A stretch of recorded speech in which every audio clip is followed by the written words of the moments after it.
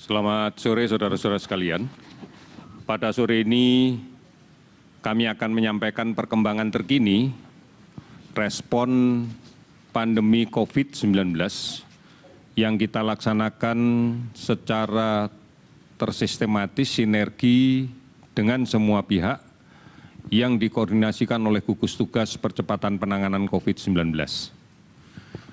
Saudara-saudara sekalian, mulai hari ini Kementerian Pendidikan dan Kebudayaan telah mulai menayangkan program belajar dari rumah di TVRI untuk semua siswa, guru, dan orang tua murid. Ini penting agar proses belajar masih tetap berjalan meskipun dari rumah. Oleh karena itu, manfaatkan kebijakan yang diberikan oleh pemerintah ini dengan sebaik-baiknya agar kita bisa mengisi waktu di rumah dengan hal-hal yang sifatnya produktif. Oleh karena itu, tetap di rumah. Karena inilah yang menjadi kunci sukses kita untuk menekan semaksimal mungkin penularan kasus baru akibat interaksi dengan orang tanpa gejala, orang dengan pemantauan yang berada di luar rumah. Ini menjadi penting karena inilah kekuatan kita. Kementerian Kesehatan telah menyetujui permintaan Gubernur Provinsi Banten terkait dengan penerapan pembatasan sosial berskala besar untuk Kota Tangerang, Kabupaten Tangerang, dan Kota Tangerang Selatan. Dengan demikian, maka lengkap sudah seluruh klaster yang berada di Jabodetabek setelah sebelumnya ditetapkan PSBB untuk Kota Bogor, Kabupaten Bogor, Kota Depok, Kota Bekasi, dan Kabupaten Bekasi. Yang sebelumnya didahului oleh pembatasan skala besar untuk pembatasan sosial berskala besar untuk DKI Jakarta. Artinya, maka seluruh klaster epidemiologi Jabodetabek sudah dalam satu sistem yang integral. Kita harus menyadari bersama bahwa faktor pembawa penyakit COVID-19 ini adalah orang. Pergerakan aktivitas sosial orang yang memungkinkan terjadinya pemindahan penyakit ini dari satu tempat ke tempat lain. Dan kemudian adanya kelompok masyarakat yang rentan karena tidak bisa melindungi dirinya, karena tidak menggunakan masker, karena tidak menjaga jarak komunikasi lebih dari 2 meter secara fisik. Inilah yang kemudian memberikan ruang besar bagi terjadinya penularan-penularan di luar rumah sakit. Oleh karena itu mutlak harus kita batasi aktivitas sosial kita, mobilitas sosial kita, agar resiko menularkan atau resiko tertular bisa kita tekan dengan semaksimal mungkin. Oleh karena itu hanya satu yang harus bisa kita lakukan. Mari bergotong royong. Mari bertenggang rasa. Mari saling melindungi dengan cara mematuhi ketentuan-ketentuan yang telah dibuat oleh pemerintah daerah dalam menjalankan pembatasan sosial berskala besar. Saudara-saudara sekalian, sifat virus corona ini adalah mampu berkembang biak dengan cara memecah diri, mereplika diri sendiri, dan seringkali bermutasi. Oleh karena itu, ini sangat rentan apabila orang yang tidak patuh untuk tetap tinggal di rumah terpapar berulang-ulang oleh pembawa virus yang lain. Secara klinis gambaran viral load, jumlah virus yang masuk ke dalam tubuh ini akan berpengaruh terhadap gambaran keluhan klinisnya. Semakin banyak virus yang masuk ke dalam tubuh kita, maka akan semakin berat gejala fisik yang muncul. Oleh karena itu, sepakat seluruh dunia untuk mengatakan tinggal di rumah, agar kemudian paparan virus ini tidak semakin hari semakin banyak, yang nantinya akan berimplikasi kepada keluhan fisik yang semakin lama semakin menjelek. Kita sudah menyaksikan penyebaran virus COVID-19 sejak beberapa minggu terakhir ini demikian cepat, demikian banyak. Ini adalah gambaran nyata bahwa memang aktivitas sosial kita belum kita batasi dengan baik. Oleh karena itu, mari bersama-sama kita pahami, kita harus sadar bahwa di antara keluarga masyarakat ada kelompok yang rentan terinfeksi, rentan terpapar oleh virus, yaitu mereka-mereka yang masih memiliki aktivitas sosial yang sangat aktif, masih berada di luar rumah untuk hal-hal yang kadang-kadang tidak penting. Akibatnya, maka akan terpapar oleh banyak sekali virus yang dibawa oleh orang lain yang kita tidak tahu apakah mereka dalam kondisi sakit atau tidak. Karena gambaran pada orang tanpa gejala sudah dipastikan tidak akan ada keluhan apa-apa. Padahal di dalam tubuhnya sudah ada virus. Atau orang dengan keluhan yang ringan sehingga tidak diinterpretasikan sebagai sakit. Apabila ini kemudian mengenai para lansia, para orang-orang tua yang disertai penyakit-penyakit bawaan sebelumnya, pada kasus hipertensi, pada kasus diabetes, maka akan dengan cepat kondisinya akan menjadi memburuk dan inilah yang nanti berkontribusi tinggi terhadap penyebab kematian. Oleh karena itu, mari kita lindungi mereka. Mari kita lindungi siapapun yang rentan. Dengan cara jangan keluar rumah, tetap di rumah saja. Manakala memang ada sesuatu yang penting yang tidak bisa ditinggalkan dan harus keluar dari rumah, gunakan masker dan batasi di luar rumah. Secepatnya kembali kalau memang sudah tidak ada lagi yang harus dilakukan di luar rumah.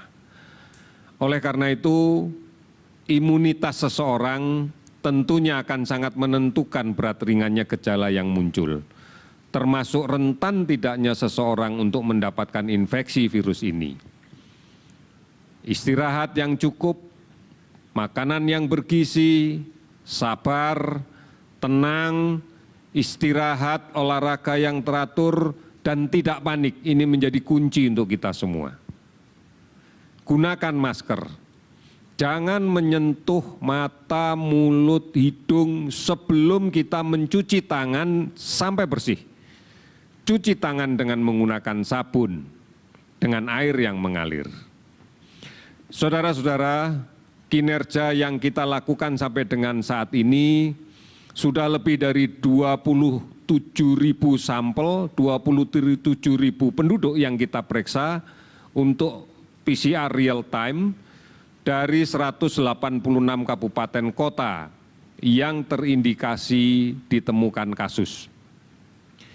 Lebih dari 70 laboratorium sudah kita aktifkan di seluruh Indonesia, artinya bahwa akses untuk layanan pemeriksaan PCR real time sudah lebih merata lagi di seluruh wilayah tanah air. Kemudian kesungguhan pemerintah untuk melindungi tenaga kesehatan yang merawat pasien COVID ini sudah kita wujudkan, salah satunya bahwa kita sudah mengadakan lebih dari 800.000 APD dengan standar medical grade, dengan kualitas yang terbaik. Oleh karena itu, inilah kesungguhan pemerintah agar semuanya bisa bekerja dengan profesional dan lebih tenang. Sudah lebih dari 20.000 relawan yang bergabung untuk merespon COVID-19 ini melalui gugus tugas, baik di tingkat nasional maupun di tingkat daerah.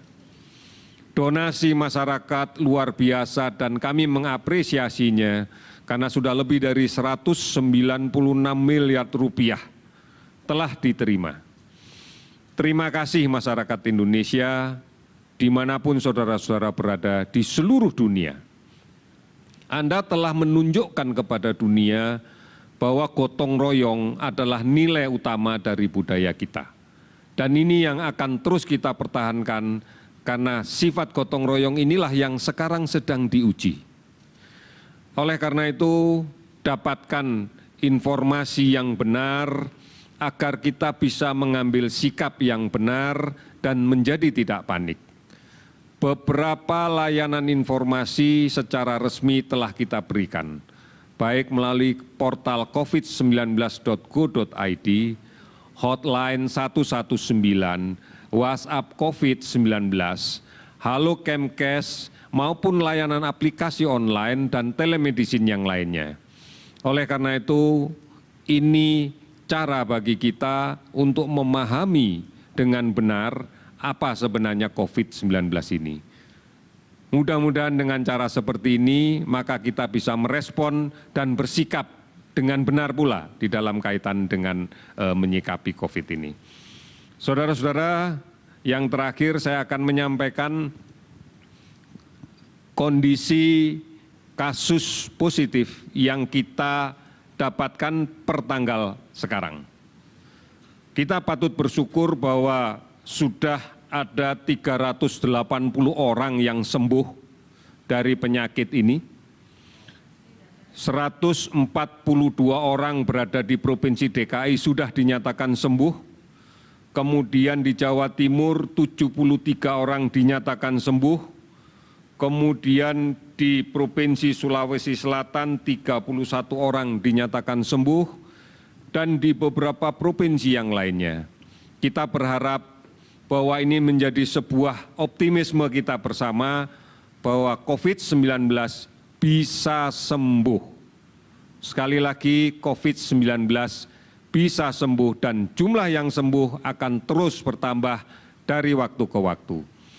Saudara-saudara, pada pemeriksaan hari ini kita dapatkan kasus konfirmasi positif sebanyak 316 orang, sehingga total kasus kita menjadi 4.557 orang.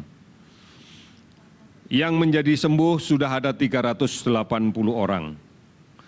Yang terpaksa harus meninggal pada hari ini, terhitung dari kemarin ada 26 orang, sehingga totalnya menjadi 399 orang. Sebagian besar dari yang meninggal ini terutama pada kelompok usia di atas 50 tahun dan memiliki penyakit-penyakit komorbid, penyakit-penyakit sebelumnya. Di antaranya dari data yang kami miliki terbanyak adalah penyakit tekanan darah tinggi yang sudah bertahun-tahun, penyakit diabetes, kencing manis yang sudah berjalan bertahun-tahun, dan beberapa dengan penyakit-penyakit paru-paru yang kronis, semisal asma, bronkitis, dan TBC.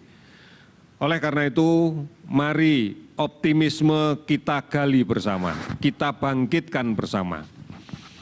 Penyebaran masih terjadi. Oleh karena itu, pembatasan sosial berskala besar adalah kebijakan pemerintah yang harus dipatuhi. Bukan hanya untuk diketahui, tetapi harus dijalankan dan dipatuhi. Insya Allah bulan Ramadan sebentar lagi akan masuk, akan kita hadapi. Oleh karena itu, mari kita bersama-sama dengan doa yang tulus untuk kita bisa menjaga kondisi kita tetap sehat dan kemudian kita bisa menghadapi permasalahan ini dengan baik.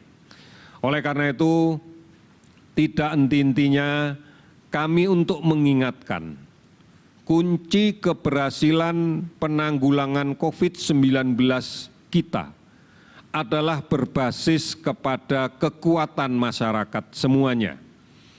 Kekuatan masyarakat untuk saling disiplin, patuh, mengingatkan satu sama yang lain, bergotong royong agar tetap berada di rumah, menjaga jarak yang aman pada saat melakukan komunikasi sosial secara fisik. Gunakan masker kalau keluar rumah, cuci tangan dengan menggunakan sabun, dan tidak melaksanakan perjalanan kemanapun, tetap di rumah. Bepergian kemanapun akan mendatangkan risiko yang besar. Bukan saja buat kita yang menjalankan bepergian karena mungkin terpapar oleh orang lain yang sakit, tetapi manakala kita juga mengalami sakit dan kemudian kita mendatangi orang tua kita di kampung, mendatangi saudara-saudara tua kita di kampung, maka ini akan bisa menyebabkan mereka menjadi sakit. Mari kita bergotong royong dan bersatu untuk melawan COVID.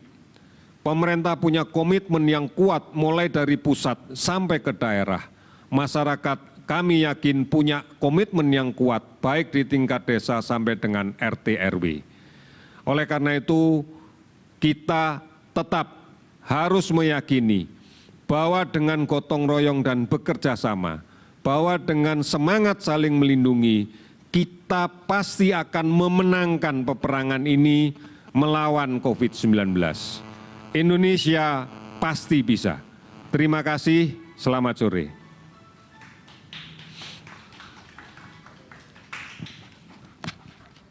Ya, baru saja kita ikuti press conference harian yang dipimpin langsung oleh Ahmad Yuryanto. Namun tadi sebelumnya ada Menteri PUPR Basuki Hadimulyono yang memberikan pemaparan terkait dengan realokasi dan juga refocusing dari anggaran dari Kementerian PUPR di tahun 2020 sejumlah 120 triliun yang dialokasikan untuk penanganan COVID-19 sebesar 36,19 triliun. Anggaran ini diperoleh beberapa dari optimalisasi kegiatan non-fisik yang masih bisa ditunda dan juga dihemat, lalu juga terkait dari penghematan alokasi perjalanan dinas. Dan tadi dikatakan oleh Pak Basuki bahwa alokasi ini utamanya akan diutamakan untuk refocusing observasi rumah sakit sementara di Pulau Galang, lalu juga renovasi untuk Wisma Atlet, untuk pembelian alat pendukung lain dan juga percepatan pelaksanaan padat karya tunai di pedesaan untuk mempertahankan daya beli masyarakat desa.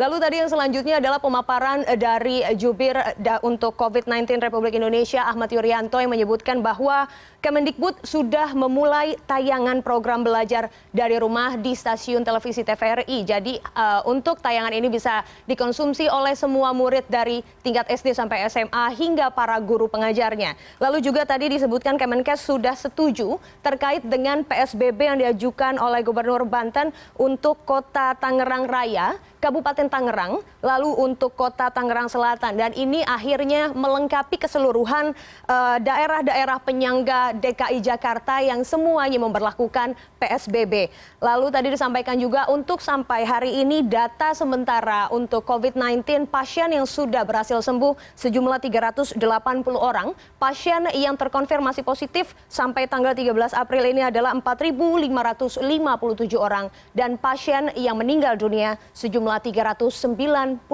orang. Di akhir, Ahmad Yuryanto kembali memberikan pesan kepada masyarakat untuk tetap di rumah dan mengindahkan semua peraturan pemerintah, dan ia juga menyampaikan rasa terima kasih pemerintah Indonesia untuk semua masyarakat karena mengindahkan imbauan yang sudah diberikan. Dan CNN